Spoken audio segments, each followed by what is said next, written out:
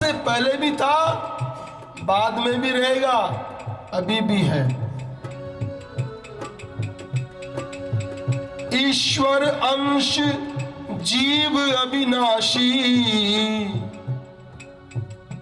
हम सभी जो जीवात्मा है वो भगवान का अंश है।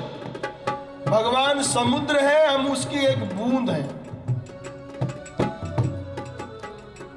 जैसे लाइट जल रही है, कहीं पावर हाउस है वहीं से तो आ रही है, यहाँ थोड़ी बनी है ये। उस पावर हाउस की एक छोटी सी बिजली है, छोटी सी पावर इसमें आई हुई है। इसी तरह से उस परमात्मा की छोटी सी पावर हमारे तुम्हारे अंदर, हर जीव के अंदर आत्मा के रूप में विराजमान है। आत्मा,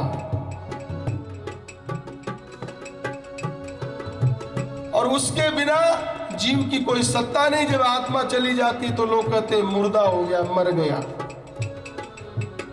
अब बताइए कितनी उस संबंध की प्रगाढ़ता है, किस उस संबंध की कितनी सत्ता है।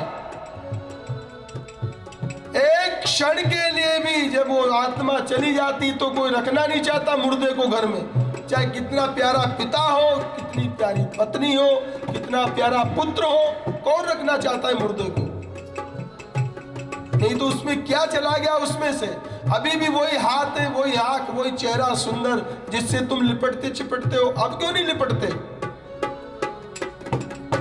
क्या कमी आ गई उसमें? अब उसमें आत्मा नहीं है। कितना महत्व है आत्मा का, कितना महत्व है भगवान का। वही सच्चा संबंध है।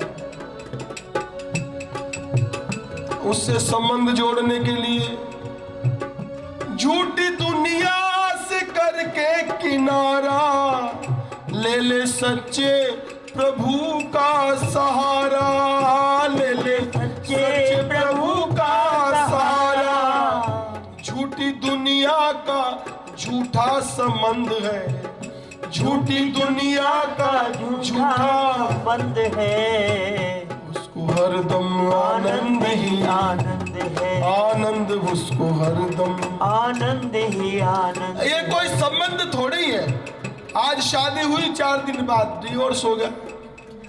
लो साहब, तुम तुम्हारे, हम हमारे, हमारा तुम्हारा कोई संबंध नहीं। ये सब मिथ्या संबंध हैं जो हमने आसक्ति, स्वार्थ के कारण मान लिए हैं। अपने स्वार्थ के कारण संबंध है ही नहीं, केवल एक भ्रांति है।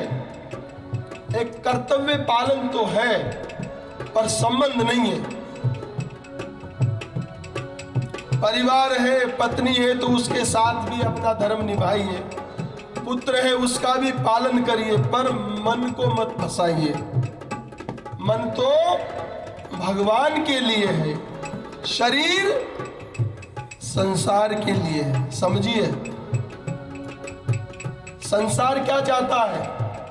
आपका शरीर चाहता है, आपका मन नहीं चाहता संसार।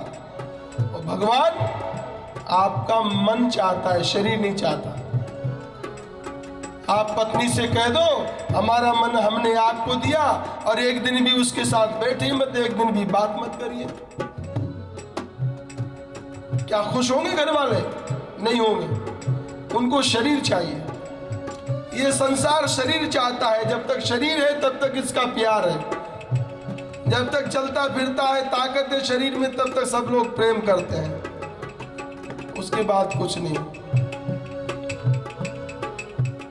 झूठी दुनिया का झूठा संबंध है, उसको हरदम आनंद ही आनंद है, उसको हरदम आनंद ही आनंद है। अब इस आनंद को अच्छी तरह लो, जरा आप लोग भी बोलो और ताली बजाओ। ताली बजाओगे, अगर कीर्तन में ताली बजाओगे तो 2 बात हो गई। आप मन जीभ से भी बोल रहे हो और शरीर से भी। दोनों चीज भगवान की सेवा में लगी। और सवेरे सवेरे योगा करोगे तो केवल ताली रह जाएगी, कुछ नहीं रहेगा। सब लोग करते हैं, कुछ न कुछ तो करते ही हैं, पर वो केवल शरीर की साधना है, भगवान की साधना नहीं है। इसलिए शरीर का भी प्रयोग भगवान की सेवा में कीर्तन में आना चाहिए। तीसरी बात और सुनो, जिसकी वाणी में कोयल सी चहक हो, जिसकी वाणी में कोयल सी चहक हो, जो कोयल की तरह मीठा बोलता हो, भले ही काला हो, समझिए, भले ही काला रंग हो, गोरा न हो, पर मीठा बोलने वाला हो। अगर गोरी चमड़ी है और खाओ खाओ ऐसे बोल रहे हो, बिल्कुल खा जाएंगे जैसे किसी को बोलेंगे, तो कौन प्रेम करेगा आपसे? कोई नहीं करेगा।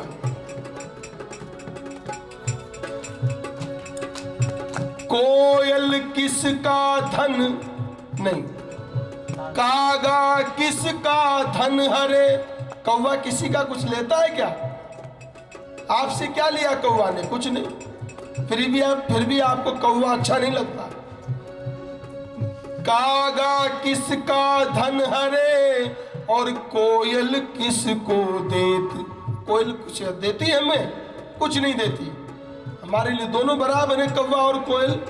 न कौवा हमें कुछ देता है न कोयल कुछ देती है, पर फिर भी संसार कोयल को ही प्यार करता है। मीठी बाणी बोल के जग अपनों कर लेत। सारे संसार की प्यारी है कोयल, मीठे बोलने की वजह से। तो उसे हमें शिक्षा लेना चाहिए कि हमें भी अपने जीवन में मीठी वाणी का प्रयोग करना चाहिए। घर में पत्नी के साथ, पति के साथ, बच्चों के साथ, मित्रों के साथ, समाज में सब जगह मीठी वाणी का प्रयोग करो।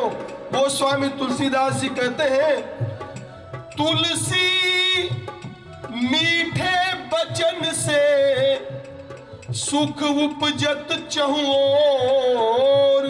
सारे समाज में सुख फैल जाता है किससे? मीठी वाणी से। वशीकरण एक मंत्र है। वशीकरण किसी को वश में करने का एक मंत्र है। क्या? वशीकरण एक मंत्र है। तज दे बचन कठोर। कड़वा मत बोलो, बस फिर दुश्मन भी आपका हो जाएगा।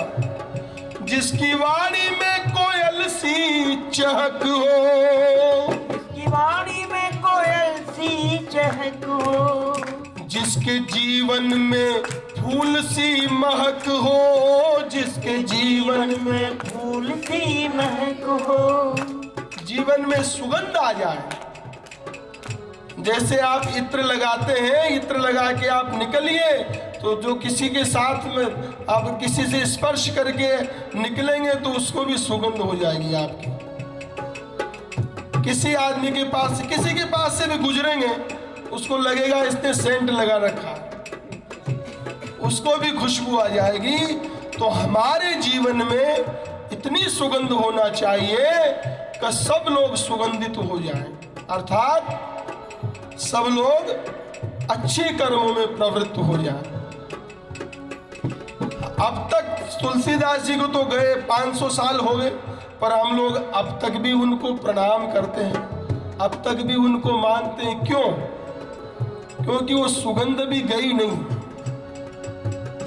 500 साल हो गए, सूरदास जी को गए, मीराबाई को गए, कबीरदास जी को गए, पर उनकी सुगंध अभी भी इस